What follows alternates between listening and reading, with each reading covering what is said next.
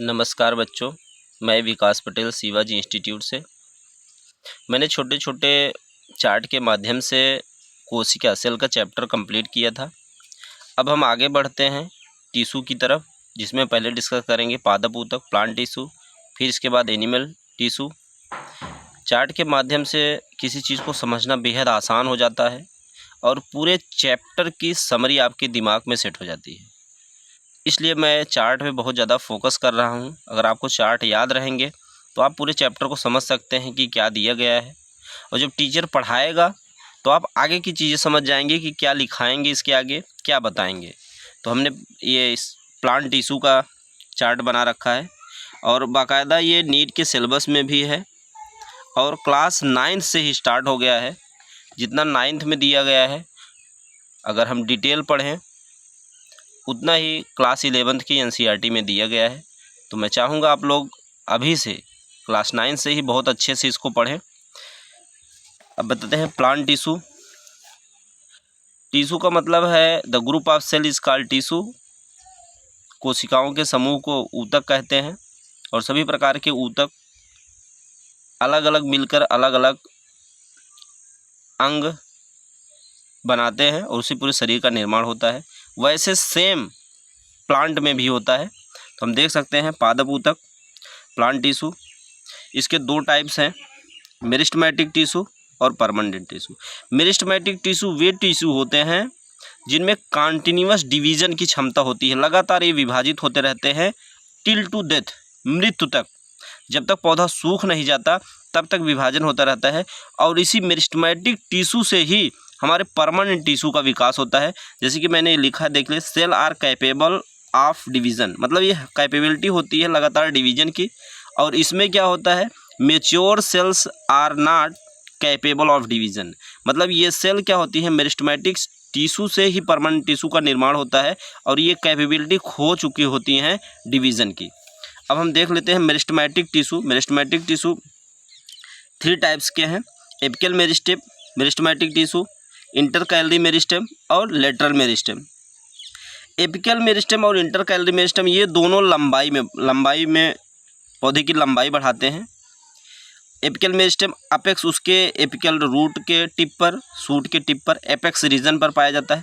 Intercalary जो है node, जहाँ से पत्तियाँ निकलती हैं, नोड और इंटरनोड के बीच में पाया जाता है। ये जब ग्रास या कोई बकरी पौधे को खा लेती है तो ये बीच में जो रहती हैं, क्योंकि जो एपिकल सेल में है, जब कोई जानवर पौधे को खा लेगा तो एपिकल सेल वहाँ से रिमूव हो जाएगा, तब यही इंटरकैलरी पौधे के बढ़ने में मदद करती है। और लेटरल मेरिस्टेम ये पौधे की चौड़ाई, जिसे कहते हैं मोटाई, डाया विड्थ को बढ़ाता है और इसलिए इसे कैम्बियम बोलते हैं। कैम्बियम क्या होता है, कैम्बियम सेकेंडरी ग्रोथ में मदद करता है।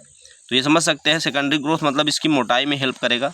अब इसका जो दूसरा पार्ट है हम देख सकते हैं परमानेंट टिश्यू। परमानेंट टिश्यू मतलब नो कैपेबिलिटी फॉर डिवीज़न, और ये 2 टाइप्स के होते हैं, सिंपल परमानेंट टिश्यू और कम्प्लेक्स परमानेंट टिश्यू। सिंपल मतलब इसमें सिंगल एक टाइप के सेल होते हैं, और कम्प्लेक्स जो है, कम्प्लेक्स और कंपाउंड परमानेंट टिश्यू बोलते हैं, मल्टीपल टाइप्स के इसमें सेल्स होती हैं। हमारा जो parenchymatous, simple parenchyma, simple permanent tissue जो है ये 3 टाइप्स के हैं, पैरेनकाइमा, कोलेनकाइमा और स्क्लेरेनकाइमा। पैरेनकाइमा फूड स्टोरेज का काम करता है, कोलेनकाइमा मैकेनिकल सपोर्ट करता है, स्क्लेरेनकाइमा ये डेड होते हैं, मैकेनिकल सपोर्ट करते हैं। देखिए इन दोनों के मेन जो वर्क है मैकेनिकल सपोर्ट का है, और पैरेनकाइमा जहाँ भी आएगा वो फूड स्टोरेज का काम करेगा। तो हम देखेंगे जाइलम में भी आएंगे, जो हमारा कम्प्लेक्स है वो भी 2 टाइप्स के होते हैं। देखिए जाइलम और फ्लोएम। जाइलम को वुड बोलते हैं, दारू, फ्लोएम को पोषवाह बोलते हैं। जाइलम के 4 पार्ट्स हैं, tracheid vessels, xylem parenchyma and xylem fibre. अब इसमें देखें ट्राइचिड वेसल्स और जाइलम फाइबर ये तीनों डेड होते हैं। जाइलम पैरेनकाइमा ये लिविंग होता है और इसमें क्या होता है, फूड का स्टोरेज होता है, जो कि जाइलम रीजन को क्या करते हैं, न्यूट्रिशन प्रोवाइड कराते हैं। अब देख लेंगे फ्लोएम। फ्लोएम में सीव ट्यूब, कंपेनियन सेल्स और फ्लोएम पैरेनकाइमा, फ्लोएम फाइबर। इसमें फ्लोएम फाइबर डेड होता है, सीव ट्यूब हमने बता रखा है ये भी। फ्लोएम के माध्यम से जो भोजन पत्तियों में बनता है वो पौधे के विभिन्न भागों तक पहुंचाया जाता है। फ्लोएम का मेन काम ये है।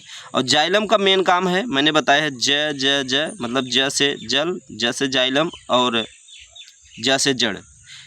जाइलम जो है पौधे की जड़ द्वारा अवशोषित जल और खनिज पदार्थ को पौधे के विभिन्न भागों तक पहुंचाया जाएगा। फ्लोएम क्या करता है, पत्तियों में फोटोसिंथेसिस के माध्यम से बना हुआ भोजन पौधे के विभिन्न भागों तक पहुंचाया जाएगा। तो ये पादप ऊतक का चार्ट था और इसका ब्रीफ इंट्रोडक्शन भी था। आप इसको बाकायदा समझ सकते हैं और 9th के बच्चे और 11th के बच्चे इसको पूरा याद कर लेंगे। जय हिंद, जय भारत।